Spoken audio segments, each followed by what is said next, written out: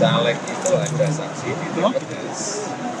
Apa? Partai ada saksi di TPS. Aman? Capres, cawapres, kandidat ada saksi di TPS. Di TPS ada Bawaslu. Aparat juga ada di sana. Terbuka untuk diambil gambarnya. Sorry.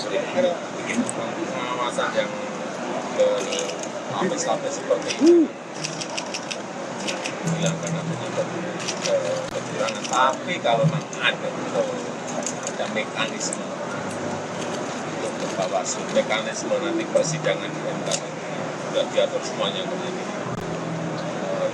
jangan teriak-teriak curang, ada bukti langsung bawa ke Bawaslu, ada bukti bawa ke MK. Ya. Soal pertemuan Bapak adanya karena